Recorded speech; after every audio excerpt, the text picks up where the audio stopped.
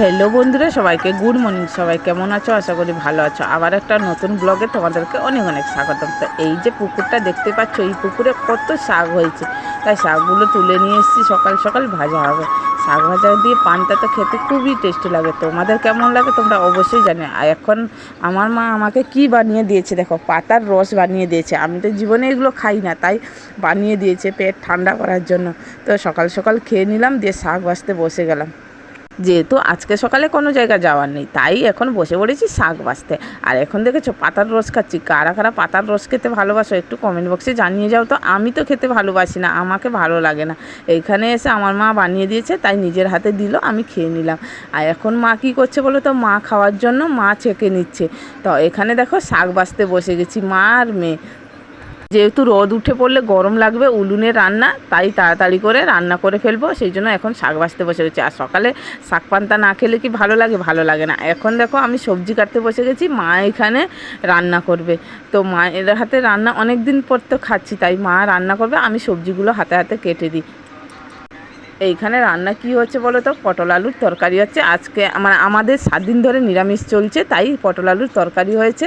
আর এখানে কুমড়ো ভাজা, শাক ভাজা, পটল ভাজা হয়েছে, আর ডাল হয়েছে, আর বেশি কিছু না। এখন মা যাবে একটা জায়গায়। আমি বলেছিলাম না, আমার যাবার কিন্তু কোথাও যাওয়ার জায়গায় যাওয়ার নেই, তাই মা বেরিয়ে পড়েছে এখন যাওয়ার জন্য। মা চলে এসছে একটা জায়গায় গিয়েছিলো। এখন সব দুপুরে খাওয়া দাওয়া করছি। আর এখন দেখো দুপুরে খাওয়া দাওয়ার পর আমার মা রুটি করে রেখে দিচ্ছে, কেননা রাত্রে খাওয়ার জন্য। এখন বিকেল 4টা বাজে। তো আমি একটু ঘুমিয়ে পড়েছিলাম, সেই তালে আমার মা রুটি করে রেখে দিয়েছে। আমি তো জানি না। এখন বেরিয়ে পড়েছি বিকালে একটু মাঠে। কেন বলো তো, আমার মা তো শাক তুলতে চলে এসেছি।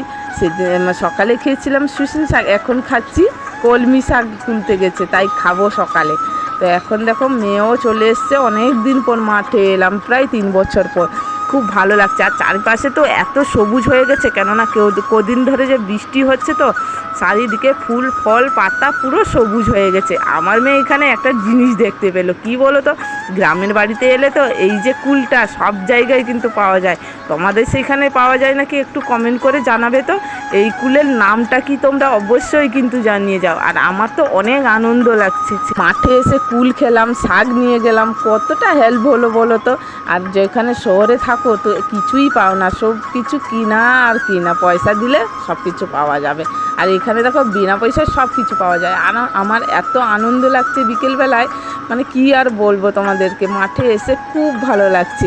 তোমাদের কেমন লাগে তোমরা অবশ্যই কিন্তু জানিয়ে যাও, তোমাদের মাঠে এলে কেমন লাগে। আরও তো ধানের চাষ নেই, যখন ধানের চাষ হয় তো পুরো মাঠটা ভরে সবুজ আর হলুদ হয়ে যায় যখন ধানটা পাকে। আর মাথার ওপর দেখেছো খেজুর কুলের গাছ, দেখেছো বন্ধুরা, অনেক কুল হয়েছে। আর এইখানে 2 রকমের কুল কিন্তু পাওয়া যায়, একটা বইচ কুল পাওয়া যায়, একটা খেজুর কুল পাওয়া যায়। তোমরা কি বইচ কুলের নামটা শুনেছো? যদি অবশ্যই শুনে থাকো তাহলে অবশ্যই জানিও। আর এখন সন্ধ্যা হয়ে গেছে, আমরা বাড়ির দিকে যাচ্ছি। বাড়ির দিকে যাওয়ার পথে একটা গাছে কুল হয়েছে, পুরো পেকে গেছে। আমার মা বললো দাঁড়া একটু কুলটা পেড়ে নিই। তো আমার মা একটা লাঠি নিয়ে কুল পাচ্ছে। আমার মেয়ে তো খুবই আনন্দ কুল খাওয়ার জন্য। এখন দেখো মাটি থেকে তুলে নিচ্ছে কুলগুলো, পুরো পেকে লাল হয়ে গেছে। আর এগুলো পয়সা লাগে না, এগুলো ভিটামিন। কিন্তু খেজুর কুল তো পাওয়া যায় পয়সা দিলে, কিন্তু সেগুলো ভেজাল মেশানো থাকে। এগুলো পুরো খাঁটি গ্রামের খেজুর কুল গাছে পাওয়া যায়। আর এখন দেখো আমার মা জ্বালানি নিয়ে বাড়ি যাচ্ছে। তো ভিডিওটা কেমন লাগলো অবশ্যই কিন্তু জানিয়ে যাও।